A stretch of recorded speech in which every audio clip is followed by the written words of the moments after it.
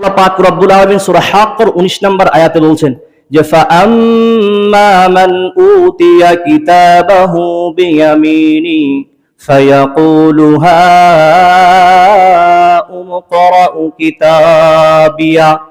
আল্লাহ পাক রব্বুল আলামিন বলতেছেন ফাআম্মা মান উতিয়া কিতাবাহু বিয়ামিনি, কাল কিয়ামতের ময়দানে যারা আমলনামা তার ডান হাতে দেওয়া হবে, ব্যক্তি তারা আমলনামা ডান হাতে নেওয়ার পরে সে আমলনামার দিকে দৃষ্টিপাত করবে, করার সঙ্গে সঙ্গে সে তারা আমলনামায় দেখতে পাইবে নেকির কাজ আর নেকির কাজ, শুধু ভালো আমল আর ভালো আমল। সে খুশি হয়ে যাবে।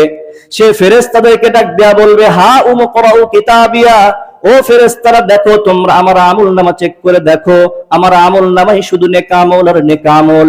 ব্যক্তি খুশি হয়ে যাবে।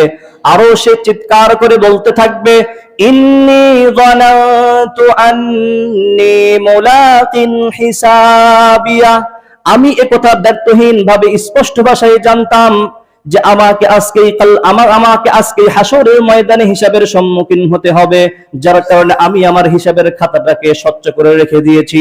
আজকে আমার কোনো চিন্তা নাই, আমার কোনো ভাবনা নাই, কারণ আমার আমলনামা আজকে আমার ডান হাতে দেওয়া হয়েছে এবং আমার আমলনামার ভিতরে শুধু নেকি আর নেকি। আজকে আমার কোনো চিন্তা নাই, আমার কোনো ভাবনা নাই। ফাহুয়া ফি ঈশাতির রাদিয়া ফি জান্নাতিন আলিয়া, ওই ব্যক্তি আলিশান জান্নাতের ভিতরে প্রবেশ করবে। আল্লাহ পাক রব্বুল আলামিন তাকে জান্নাতে প্রবেশ করাবেন। কুতুফুহা দানিয়া, যেই জান্নাতের ভিতরে সমস্ত নাজনিয়ামত তার নাগালের ভিতরেই থাকবে, মানে গাছের ভিতরে ফল দেখতে পাইবে। সে মুখ দিয়ে বলতে হবে না, শুধু অন্তর দ্বারা চিন্তা করবে হাই ফলটা যদি আমি খেতে পারতাম। সঙ্গে সঙ্গে সেই ফল উপবেশন হয়ে যাবে তার সামনে। মাথার উপর দিয়ে পাখি উড়ে যাবে, সে চিন্তা করবে হায় পাখিটা যদি আমি ভুনা করে খেতে পারতাম। সঙ্গে সঙ্গে মুখ দিয়ে বলতে হবে না, শুধু অন্তর দ্বারা ইচ্ছা করার সঙ্গে সঙ্গে আল্লাহ পাক রব্বুল আলামিন তার সামনে সেই পাখিকে ভুনা করে উপস্থাপন করে দেবেন। সুবহানাল্লাহ বলবেন না? অন্তর দ্বারা শুধু ইচ্ছা করবে, মুখ দিয়ে বলতে হবে না। আর আমাদের দুনিয়াতে খেতে হলে কি করতে হয়? কিনে আনতে হয়, কুটতে হয়, পাকাতে হয়, কত সময় লাগে। আর জান্নাতে ব্যক্তি শুধু ইচ্ছা করবে, মাথার উপর দিয়ে পাখি উড়ে যাচ্ছে, সে চিন্তা করবে হায় পাখির গোস্তটা যদি ভুনা করে খেতে পারতাম। সঙ্গে সঙ্গে তার সামনে কি হয়ে যাবে? উপবেশন হয়ে যাবে, তার কোনো কষ্ট করতে হবে না। এটা কার? যেই ব্যক্তি আমলনামার ডান হাতে আসবে তার ক্ষেত্রে কি হবে? এই নিয়ামত দেওয়া হবে। আলাইকুম ওয়া রাহমাতুল্লাহি ওয়া বারাকাতুহু। الحمد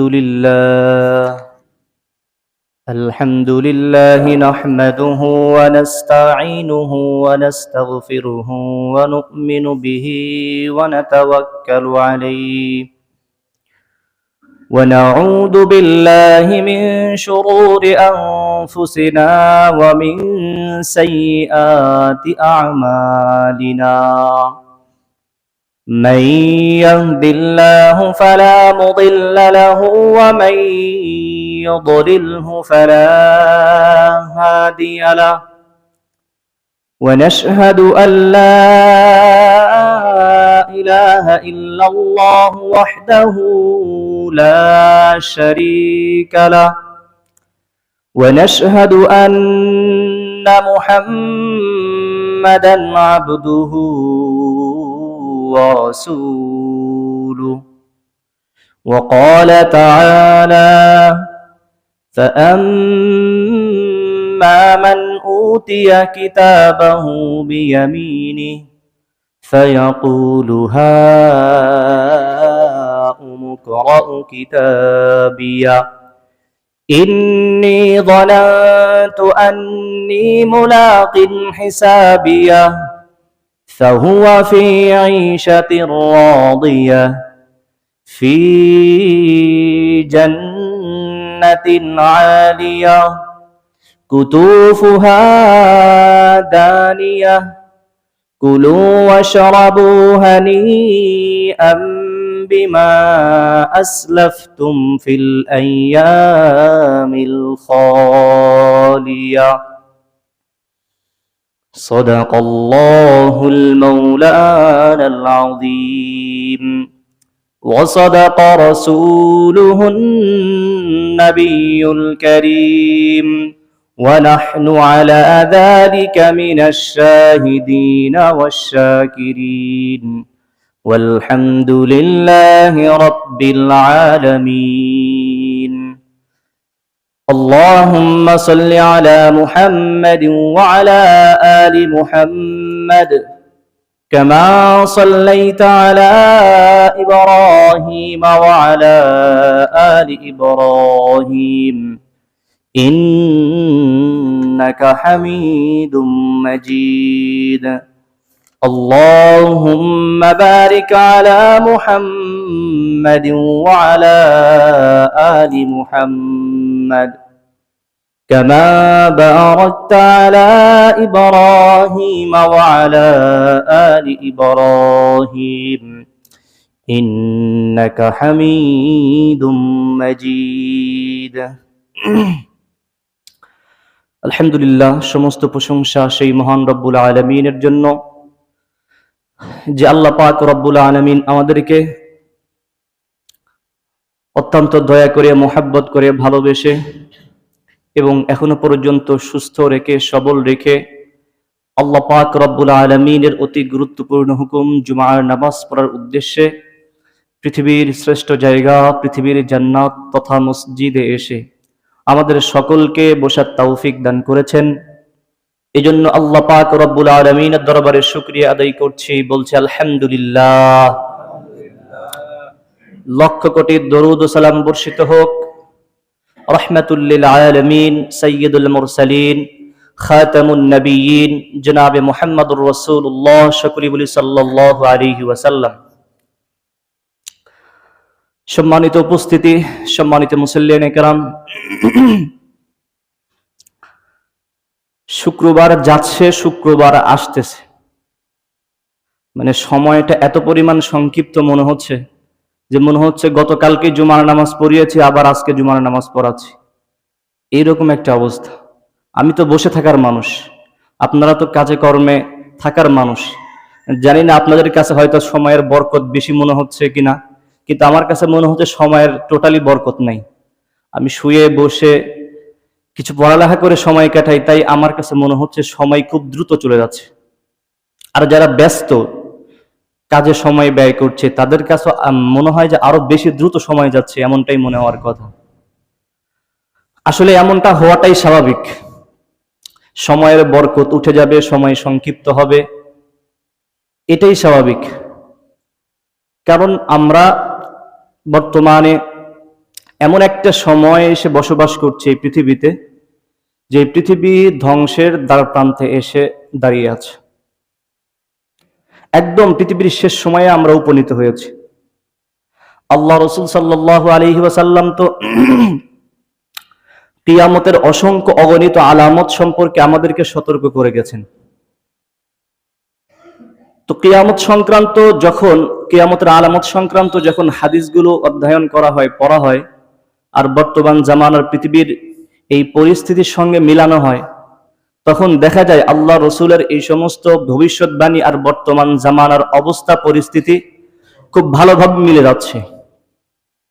তাহলে উভয়টা একত্রিত করলে, বর্তমান জামানার পরিস্থিতি আর রসুলের কিয়ামত সংক্রান্ত হাদিস একত্রিত করলে এটাই ফলাফল দাঁড়ায় যে কিয়ামত হয়তোবা খুবই সন্নিকটে। যদিও কিয়ামত কখন হবে, ইন্নাল্লাহা ইনদাহু ইলমুস সাআ, কিয়ামত কবে কোন দিন হবে এটার একমাত্র ইলম আল্লাহর কাছে আছে, অন্য কারো কাছে নেই। কিন্তু আল্লাহ রাসূল যেই সমস্ত ভবিষ্যৎবাণী, যেই সমস্ত নিদর্শন সম্পর্কে আমাদেরকে সতর্ক করেছেন, তো পৃথিবীর পরিস্থিতির দিকে তাকালে মনে হচ্ছে যে হয়তোবা আমাদের সামনেই সেটা খুব সন্নিকটে। কেন বলছি দেখেন, আল্লাহ রাসূল সাল্লাল্লাহু আলাইহি ওয়াসাল্লাম কিয়ামত সংক্রান্ত অনেক আলামত বলে গিয়েছে। তার ভিতরে আমি দুইটা আলামত সম্পর্কে আপনাদেরকে বলবো, যেগুলা আমরা ফেস করেছি, সচক্ষে দেখতে পাচ্ছি। এক নাম্বার বলি, কিয়ামতের আলামত সমূহের ভিতর থেকে একটা এটাও আছে যে পৃথিবীর পরিস্থিতি, আবহাওয়া, ঋতু এগুলা অস্বাভাবিক হয়ে যাবে।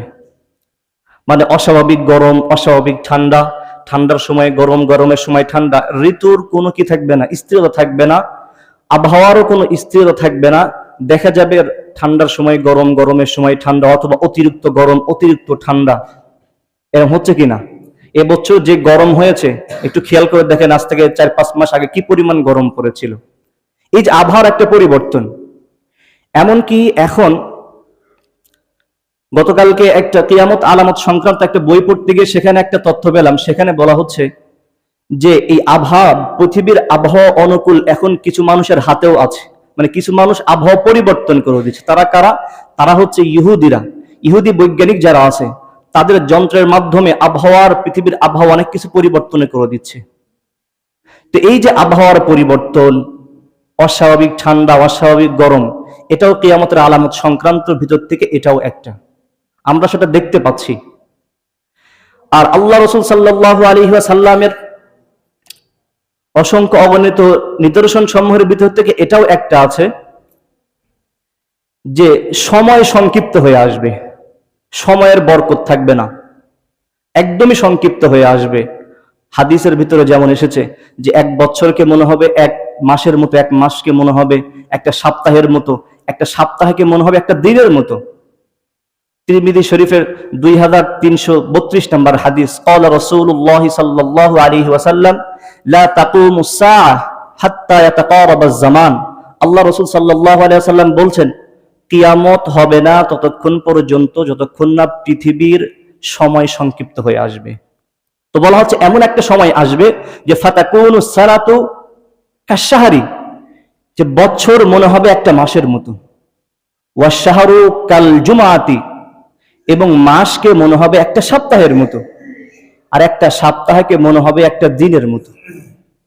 তো এই যে আল্লাহ রাসূল সাল্লাল্লাহু আলাইহি ওয়াসাল্লামের হাদিস, আল্লাহ রাসূল সাল্লাল্লাহু আলাইহি ওয়াসাল্লাম বলেছেন যে কিয়ামতের আলামত সমূহের ভিতর থেকে এটাও একটা, যে তুমি দেখতে পাইবে সময়ের বরকত উঠে যাবে, সময় সংক্ষিপ্ত হয়ে আসবে। একটা বছরকে মনে হবে একটা মাসের মতো, একটা মাসকে মনে হবে একটা সপ্তাহের মতো, আর একটা সপ্তাহকে মনে হবে একটা দিনের মতো। আসলেই সেটাই মনে হচ্ছে, মনে হচ্ছে দিনের পর দিন চলে যাচ্ছে, শুক্রবার যাচ্ছে শুক্রবার আসছে, শুক্রবার যাচ্ছে শুক্রবার আসছে। আমার কাছে মনে হচ্ছে, আপনাদের কাছে কেমন মনে হচ্ছে আমি জানি না, কিন্তু আমার কাছে মনে হচ্ছে। তো সময়ের বরকত টোটালি উঠে গেছে, একদমই সময়ের বরকত বলতেই কিচ্ছু নাই। তো এটাও কিয়ামতের আলামত সংক্রান্তের ভিতর থেকে এটাও একটা। তো তাহলে এই যে কিয়ামতের আলামত সংক্রান্ত যে সমস্ত বিষয়বস্তু আমরা দেখতে পাচ্ছি, এটার থেকে এটা প্রতীয়মান হয় যে আমরা এই পৃথিবীর একদম শেষ প্রান্তে বসবাস করছি। তাহলে এখন কি আমাদের আর এভাবে বসে থাকার সময় আছে? এভাবে সময়কে নষ্ট করার সময় আছে? যারা আল্লাহর অবাধ্যাচরণে লিপ্ত আছে, আল্লাহর নাফরমানিতে লিপ্ত আছে, ভাবছে এই কথা যে আমার জীবনের লং টাইম একটা হায়াত তো এখনো পড়ে আছে, এখনো বড় একটা সময় পড়ে আছে, যখন সময় হবে 50 বছর বয়স হবে, এরপরে না হয় মাথায় টুপি দিব, এরপরে পাঞ্জাবি দিব, এরপরে না হয় আল্লাহর দিকে ফিরে আসবো, এরকম ভাবার সময় আছে? বলেন, আমার সাথে কথা বলতে হবে। জানেন আমার অভ্যাস একটা, যে আমার কথার উত্তর না দিলে আমি কথা বলতে পারি না। আমি তো মনে করেন যে ওই কবরস্থানে কথা বলতেছি না, যে কবরস্থানে গিয়ে আপনি যতই কি করেন, তসবিহ তাহলিল দোয়া কেরাত পাঠ করেন, কোনো সাউন্ড আসবে না, এটা তো মসজিদ, সকলেই জীবিত, আমার কথার উত্তর দিতে হবে, তাহলেই কথা বলে আমি শান্তি পাবো। আর যদি মনে হয় আপনারা কবরস্থানের মৃতদের মতো চুপ করে থাকবেন, তাহলে আমার ভিতর থেকে কথা আসবে না, জামাত শুরু করে দিব।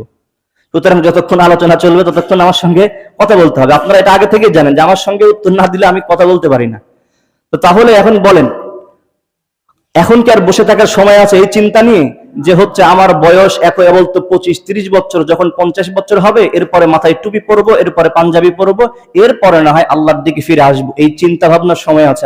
আর সময় নেই, কারণ পৃথিবী ধ্বংসের দ্বার প্রান্তে দাঁড়িয়ে আছে। আপনি কিভাবে এই চিন্তা করতে পারেন যে আমি আরো লং টাইম একটা হায়াত পাবো, তারপরও না হয় আল্লাহর দিকে ফিরে আসবো? এই চিন্তা করে লাভ হবে? এটা ভুল চিন্তা ভাবনা, ভ্রান্ত চিন্তা ভাবনা, আপনি ভুলের ভিতরে আছেন। আল্লাহর দিকে ফিরে আসতে হবে। আমরা তো সকলেই খুব ভালোভাবে একথা বিশ্বাস করি যে আমাদের কাল কিয়ামতের ময়দানে সমস্ত কিছুর হিসাব নেওয়া হবে। আমাদের কৃতকর্মের হিসাব আল্লাহ তাআলা কাল কিয়ামতের ময়দানে অবশ্যই নেবেন। এ ব্যাপারে কারো সন্দেহ আছে? সন্দেহ নেই, সন্দেহ থাকার কথা নয়। সন্দেহ থাকলে ঈমানদার হবে কেমনে? তো এই কিয়ামতের ময়দানে অবশ্যই তিনি এর হিসাব নেবেন। তাহলে হিসাবের খাতাকে স্বচ্ছ রাখতে হবে। কি রাখতে হবে? হিসাবের খাতাকে স্বচ্ছ রাখতে হবে। দুনিয়ার হিসাবের খাতা যেমন স্বচ্ছ রাখতে হয়, কারো অধীনে চাকরি করলে অথবা কোনো মসজিদ মাদ্রাসার সেক্রেটারি সভাপতি হইলে যেমন হিসাবের খাতা কি রাখতে হয়, স্বচ্ছ রাখতে হয়, ঠিক একই ভাবে কাল কিয়ামতের ময়দানে নিজের আমলের হিসাবের খাতা কি রাখতে হবে, স্বচ্ছ রাখতে হবে। যদি আমলের খাতার ভিতরে যদি কি থাকে, গরমিল থাকে, কমতি থাকে, তাহলে ধরা পড়ে যাবেন কার কাছে? আল্লাহর কাছে। দুনিয়াতে ধরা পড়লে পার পাওয়া যায়, কিন্তু সেই দিন কাল কিয়ামতের ময়দানে ধরা পড়লে কি পার পাবেন? পার পাবেন না। সেই দিন কিছু ব্যক্তির আমলনামা দেওয়া হবে কারো ডান হাতে, কারো আমলনামা দেওয়া হবে কারো বাম হাতে। আল্লাহ পাক রব্বুল আলামিন সেই দিনের বিচার দিবসের অবস্থা কেমন হবে, যারা আমলনামা ডান হাতে হবে তার অবস্থা কেমন হবে, আর যারা আমলনামা বাম হাতে দেওয়া হবে তার অবস্থা কেমন হবে, এ সম্পর্কে আল্লাহ পাক রব্বুল আলামিন সুস্পষ্ট ভাষায় কোরআনুল কারীমের ভিতরে বলেছেন। সূরা হাক্কার 19 নম্বর আয়াত থেকে প্রায় 32 নম্বর আয়াত পর্যন্ত এই আলোচনা করেছেন যে কাল কিয়ামতের ময়দানে যার আমলনামা ডান হাতে আসবে সে কেমন শান্তির জীবন যাপন করবে, সে কেমন জান্নাত লাভ করবে, আর বিপরীতে যারা আমলনামা তার বাম হাতে দেওয়া হবে সে কেমন ক্ষতিগ্রস্ত হবে, কেমন শাস্তির সম্মুখীন হবে। এ ব্যাপারে সুস্পষ্ট ভাষায় আল্লাহ পাক রব্বুল আলামিন কোরআনের ভিতরে বলেছেন। দেখেন, আমি বলবো একটা কথাও আমার নিজে থেকে বলবো না, আল্লাহ যে ভাষা ব্যবহার করেছেন আমি শুধু সেই ভাষার ট্রান্সলেট করব, শুধুমাত্র তরজমা করে শোনাবো। একটু খেয়াল করেন আল্লাহ তাআলা কিভাবে বলছেন। আল্লাহ পাক রব্বুল আলামিন সূরা হাক্কার 19 নম্বর আয়াতে বলছেন যে ফাআম্মা মান উতিয়া কিতাবাহু বিয়ামিনি ফায়াকুলু হাউম ইকরাউ কিতাবিয়া। আল্লাহ পাক রব্বুল আলামিন বলতেছেন ফাআম্মা মান উতিয়া কিতাবাহু বিয়ামিনি, কাল কিয়ামতের ময়দানে যারা আমলনামা তার ডান হাতে দেওয়া হবে, ব্যক্তি তারা আমলনামা ডান হাতে নেওয়ার পরে সে আমলনামার দিকে দৃষ্টিপাত করবে, করার সঙ্গে সঙ্গে সে তারা আমলনামায় দেখতে পাইবে নেকির কাজ আর নেকির কাজ, শুধু ভালো আমল আর ভালো আমল। সে খুশি হয়ে যাবে।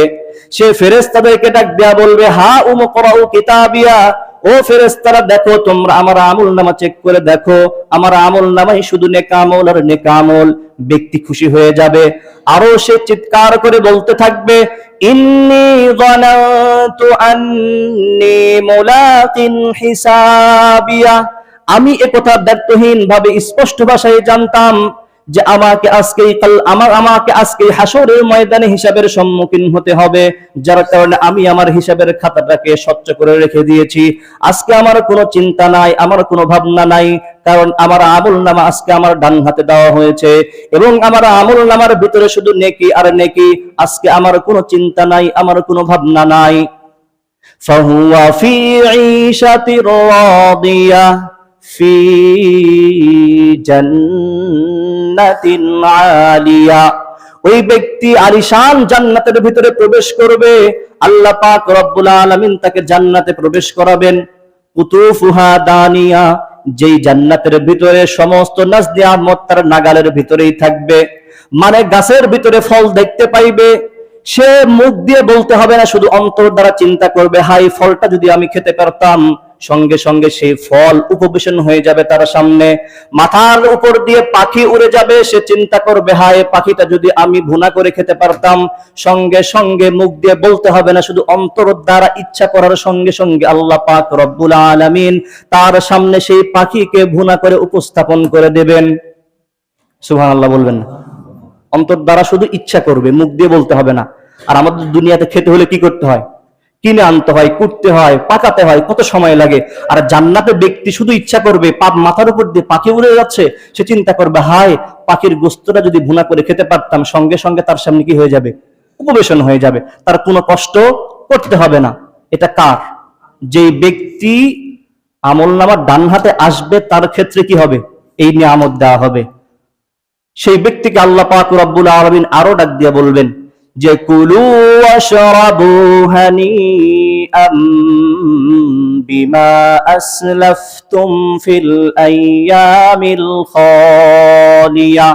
আল্লাহ পাক রব্বুল আলামিন সেই জান্নাতি ব্যক্তিকে ডাক দেয়া বলবেন কুলু ওয়াশরাবু, তুমি খাও এবং পান করো, কারণ পৃথিবীতে থাকা অবস্থায় তুমি দুনিয়ার পিছে ছোট নাই, শুধুমাত্র দুনিয়া কামাইয়ের পিছনে নিজের জিন্দেগির হায়াত শেষ করে দাও নাই।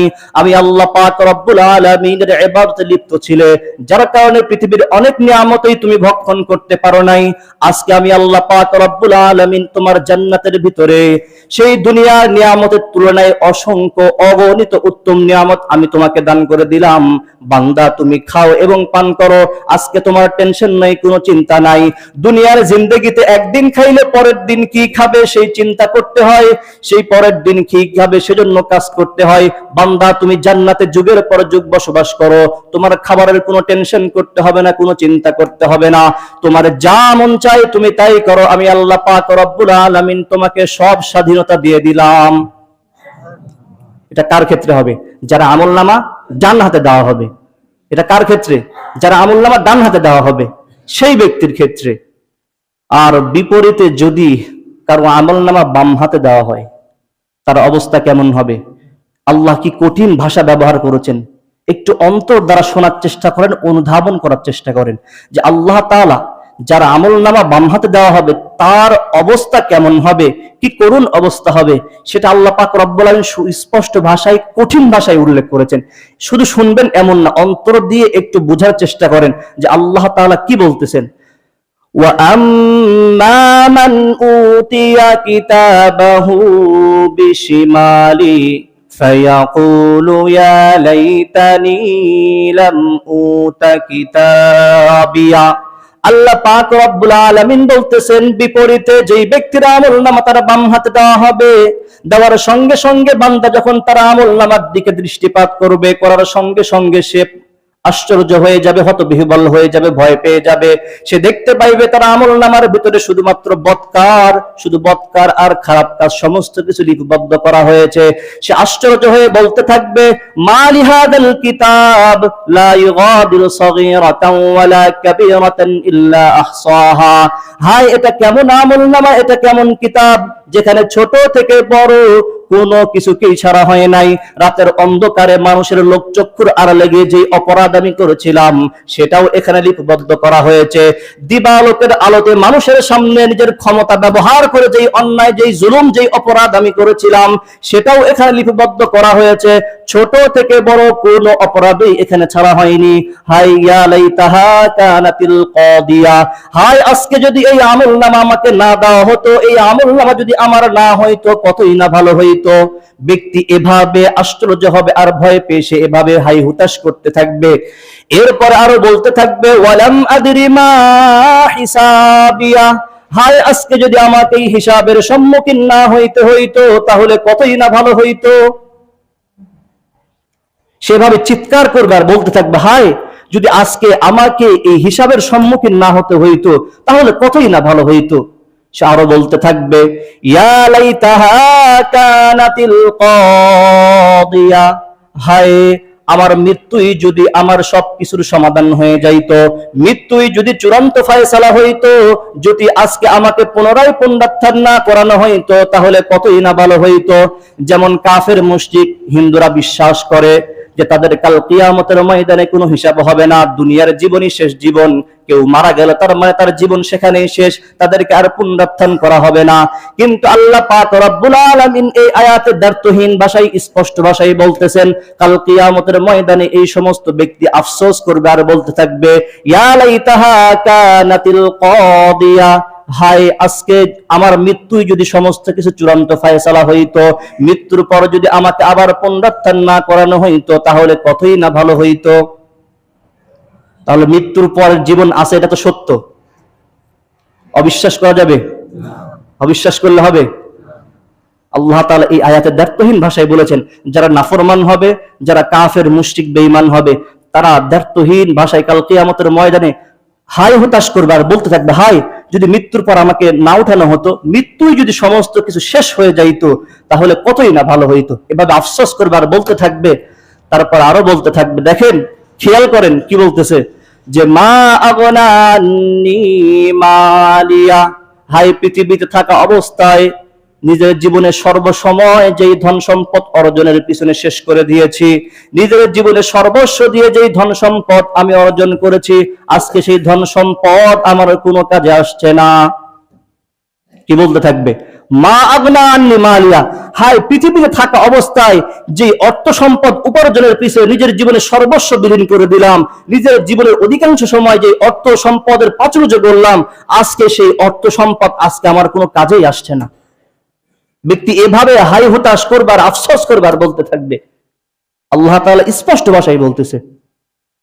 তো কার পিছনে ছুটছেন? দুনিয়ার পিছনে?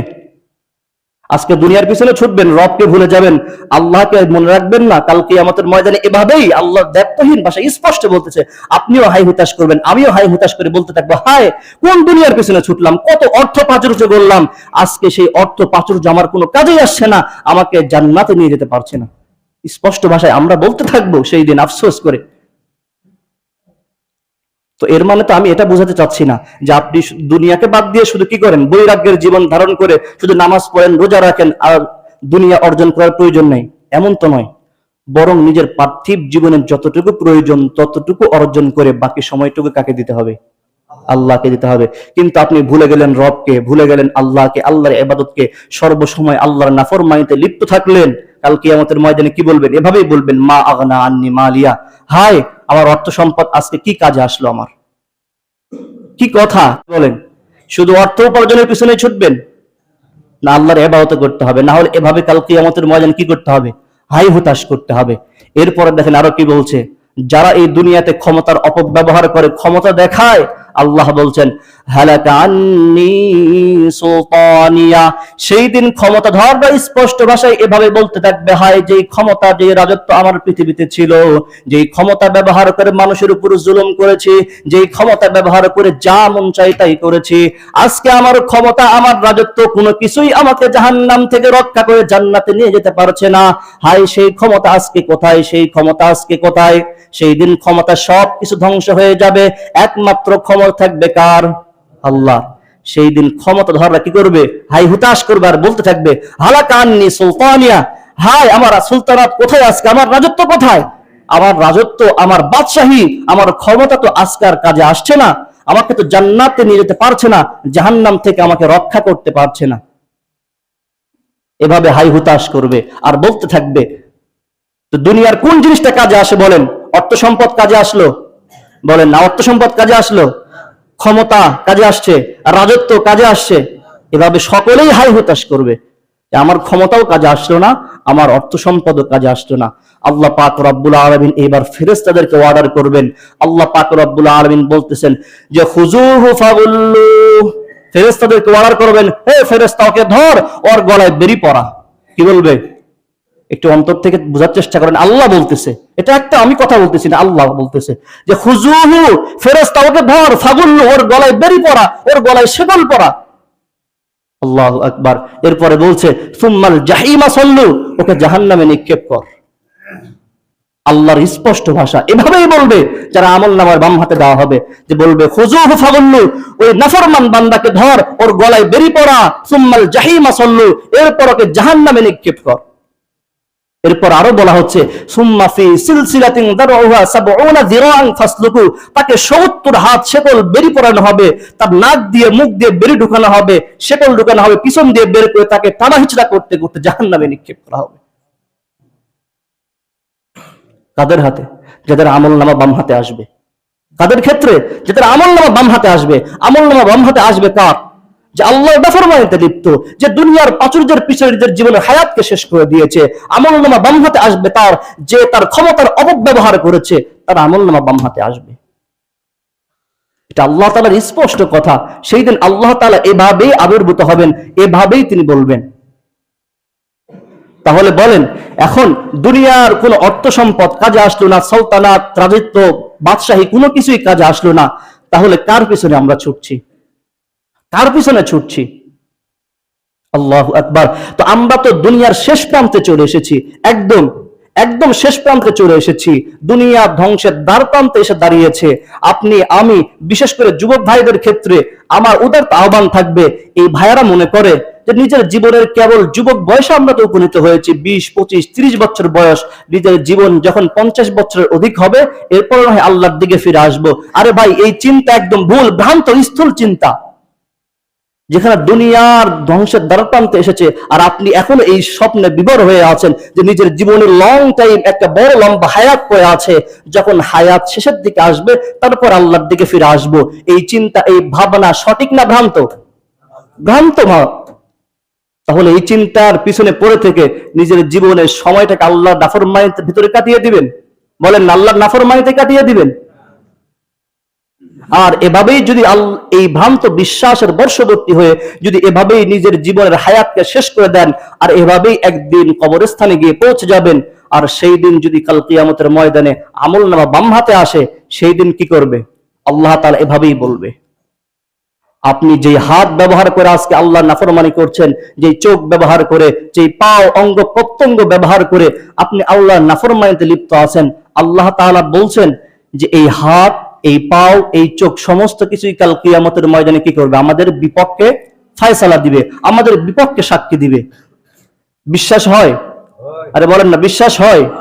যে আমি যে হাত ব্যবহার করে অপরাধ করছি, যে পাও ব্যবহার করে অপরাধ করছি, যেই চোখ, যেই কান ব্যবহার করে আমি অপরাধ করছি, এই কান, এই চোখ, আমার হাত, আমার প্রত্যেকটা অঙ্গ প্রত্যঙ্গ আমার বিপক্ষে সাক্ষী দিবে, এটা কি মেনে নেওয়ার মতো?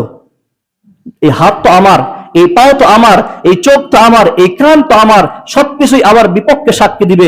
সেই দিন সাক্ষী দেওয়ার জন্য কোনো মানুষের প্রয়োজন হবে না, সেই দিন আমার হাত আমার বিপক্ষে সাক্ষী দিবে।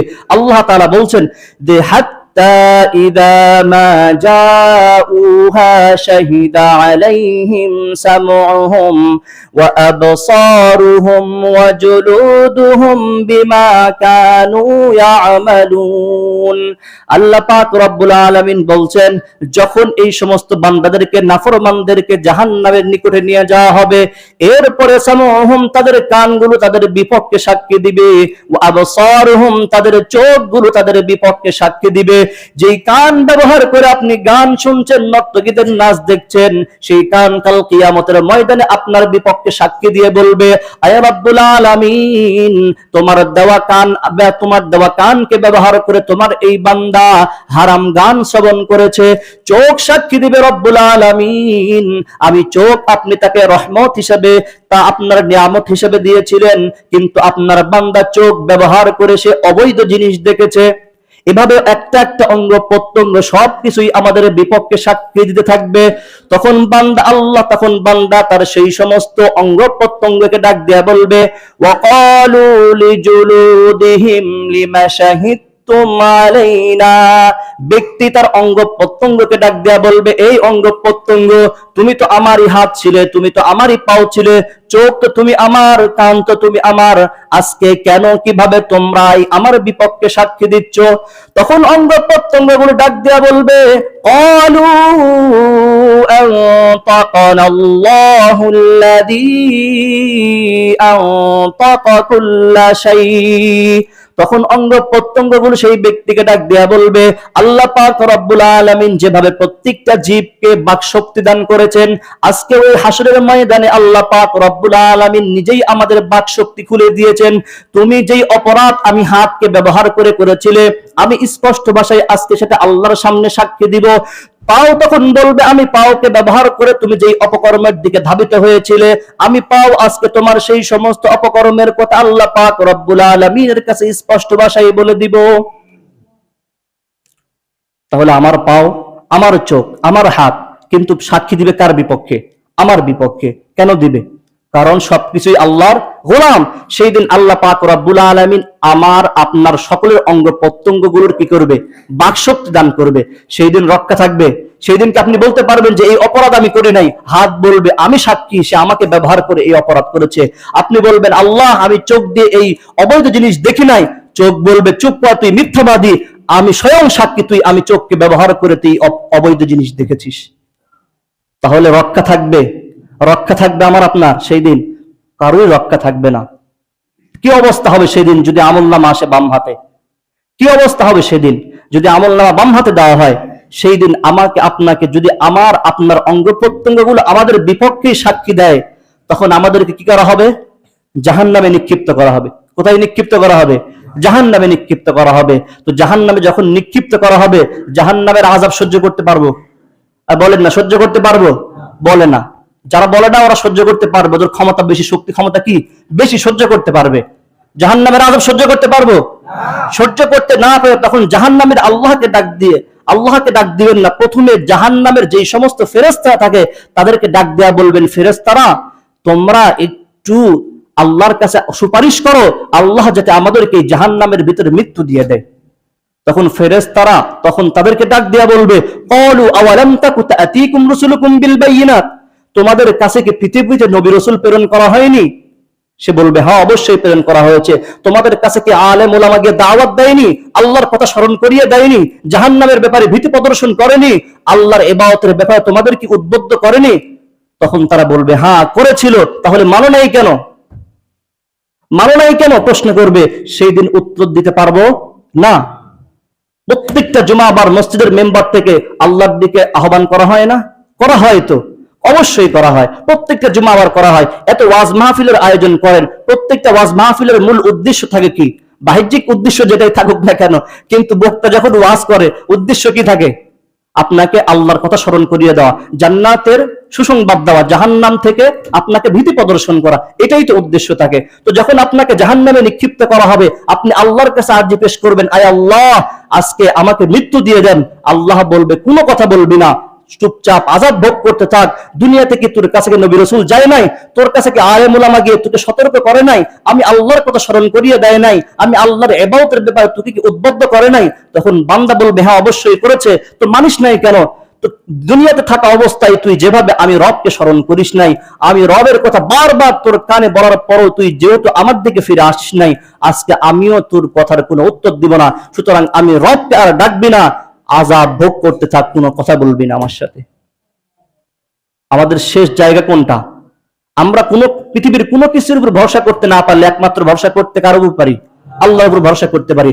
কিন্তু রব যদি বলে, আল্লাহ যদি বলে কোনো কথা বলবি না, চুপচাপ আযাব ভোগ কর, তাহলে আমাদের দ্বিতীয় কোনো দরবার, দ্বিতীয় কোনো দরওয়াজা আছে যার কাছে গেলে মাপ পাইতে পারবো? কিন্তু রব সেদিন এভাবেই বলবেন, কোনো কথা বলবি না, ইখসাউ ফিহা ওয়ালা তুকাল্লিমুন, চুপচাপ লাঞ্ছনার সহিত আযাব ভোগ করতে থাক, ওয়ালা তুকাল্লিমুন, একটাও কথা বলবি না। আল্লাহ এভাবেই বলবে। তাদেরকে বলবে যারা আল্লাহর বাধ্যগত বান্দা, তাদেরকে বলবে না। যারা আল্লাহর নাফরমানিতে লিপ্ত, আল্লাহর অবাধ্যতায় লিপ্ত, নিজের জীবনকে শেষ করে দিচ্ছে শুধু দুনিয়া কামানোর পিছনে, তাদেরকে আল্লাহ পাক রব্বুল আলামিন বলবেন। তাহলে একটা কথা বলেন, শুধুমাত্র দুনিয়ার পিছনে জীবনটাকে শেষ করে দিবেন? দুনিয়ার পিছনে জীবন শেষ করে দিবেন? যদি দেন তাহলে কাল কিয়ামতের ময়দানে আমলনামা কোন হাতে দেওয়া হবে? বাম হাতে। সব বদ আমল আর বদ আমল হবে। আল্লাহ পাক রব্বুল আলামিন এভাবে জাহান্নামে নিক্ষিপ্ত করে আপনার সঙ্গে কথাও বলবে না। তাহলে আমার আপনার চূড়ান্ত সফলতা কি? জান্নাত লাভ করা। কি লাভ করা? জান্নাত লাভ করা। প্রতিটা মুসলমানের স্বপ্ন এটা। কি এটা? স্বপ্ন এটা। কিন্তু স্বপ্ন তখনই বাস্তবায়িত হয় যখন স্বপ্ন মাফিক মানুষের কর্ম পরিচালিত হয়। আপনি স্বপ্ন লালন করেন, 5 তলা বাড়ি করবেন, কিন্তু আপনার সেই মাফিক কি নাই, কাজ নাই, সম্ভব হবে? সম্ভব হবে। আপনাকে উপার্জন করতে হবে, তাহলে আপনি 5 তলা বাড়ি করতে পারবেন। আপনি ইচ্ছা করেন জান্নাত লাভ করবেন, কিন্তু আপনার কর্ম জাহান্নামের, তাহলে দিকে ফিরে আসতে হবে। বলেন, আল্লাহর দিকে ফিরে আসতে হবে। এই যে কথাগুলো বললাম, কোরআন থেকে একটা কথাও নিজে থেকে বলি নাই, আল্লাহ যেই ভাষা ব্যবহার করেছে সেটাই বলার চেষ্টা করেছি। তো আল্লাহ তাআলা কত কঠিন ভাষা ব্যবহার করেছে যারা নাফরমানিতে লিপ্ত। তাহলে বলেন, আল্লাহর নাফরমানিতে লিপ্ত থাকবেন না আল্লাহর দিকে ফিরে আসবেন? আল্লাহর দিকে ফিরে আসতে হবে। ভাই, দুনিয়া একদম ধ্বংসের দ্বারপ্রান্তে এসে দাঁড়িয়েছে। খুব বেশি সময় আমাদের হাতে নাই। আমরা দুনিয়ার শেষ পর্যায়ে বসবাস করছি। বর্তমান পরিস্থিতির দিয়ে তাকালে একদম একথা সুস্পষ্ট ভাবে প্রতীয়মান হয় যে আমরা কিয়ামতের খুব কি আছি, সন্নিকটে আছি। এই বিষয়ে ভাবার চিন্তা নাই যে আমার হায়াতের লং একটা টাইম পরে আছে, আমি আমার হায়াত একটু বৃদ্ধি হলে তারপর আল্লাহর দিকে ফিরে আসবো, এই চিন্তা করার সময় আর নেই। এই জন্য কি করতে হবে? এখন থেকে তওবা করতে হবে, আল্লাহর দিকে ফিরে আসতে হবে। করবো তো ইনশাআল্লাহ। বিশেষ করে যুবক ভাইদের প্রতি উদারত আহ্বান থাকবে, রিকোয়েস্ট থাকবে, কি করবেন? এই চিন্তা করবেন না যে কি নিজের জীবনের হায়াত তো অল্প, বয়স যখন কি হবে 50 বছর হবে, এরপরে মাথায় টুপি পরবে, এরপর পাঞ্জাবি পরবে, এই চিন্তায় থাকা যাবে না ইনশাআল্লাহ। তো আল্লাহর দিকে ফিরে আসবো তো ইনশাআল্লাহ। শীতকাল নামাজ পড়তে একটু কষ্ট হয়, তাই না? ওযু করতে একটু কষ্ট হয়, এই জন্য অনেক মুসল্লি কমে যায় শীতকালে। কি হয়, অনেক মুসল্লি শীতকালে 2-4 জন কমে যায়, শুধুমাত্র কি ফজরের নামাজ ওযু করতে কষ্ট হয়। আপনি যদি আজকে শীতকালে ফজরের নামাজের ওযু কষ্ট করে যদি আল্লাহর নামাজ পড়েন, তাহলে কি আল্লাহ তাআলা ডাবল সওয়াব দান করবেন। আপনি আল্লাহর জন্য কষ্ট করবেন, আল্লাহ আপনাকে প্রতিদান দিবে। প্রতিদান দিবে কে? আল্লাহ। তো এই সমস্ত যদি মুরব্বী মানুষগুলো যদি আরামের ঘুম ত্যাগ করে যদি ফজরের নামাজে উপস্থিত হতে পারে, তা আমার আপনার মতো যুবক কেন পারবে না? তো তাহলে শীতের কাল আসার কারণে নামাজ বাদ দিবেন? শীতকালের কারণে নামাজ বাদ দিবেন? দেওয়া যাবে না ইনশাআল্লাহ। তো আমরা সকলেই যে আলোচনা শুনলাম, কি কঠিন ভাষা আল্লাহ ব্যবহার করেছেন, নিজের দিল থেকে পরিবর্তন হওয়ার চেষ্টা করবো তো ইনশাআল্লাহ। একটু নিয়ত করেন, বয়স তো অনেক হয়েছে, অনেক নাফরমানি করেছি, একটু আল্লাহর দিকে ফিরে আসি। মন থেকে নিয়ত করেন, এখান থেকে নিয়ত করা যায় না ইনশাআল্লাহ? শুধু মনে অনেকেই মুখে বলে, কিন্তু অন্তর থেকে নিয়ত করে না। মুখ দিয়ে বলার দ্বারা কখনো পরিবর্তন আসে না, যতক্ষণ না পর্যন্ত অন্তর থেকে কি করা হয়? নিয়ত করা হয়। এই জন্য অন্তর থেকে নিয়ত করছেন তো ইনশাআল্লাহ। আল্লাহ পাক রব্বুল আলামিন আমাদের সকলকে আল্লাহর দিকে ফিরে আসার তৌফিক দান করুক। সকলে বলি আমিন। ওয়া আখির দাওয়ানা আলহামদুলিল্লাহি রাব্বিল আলামিন।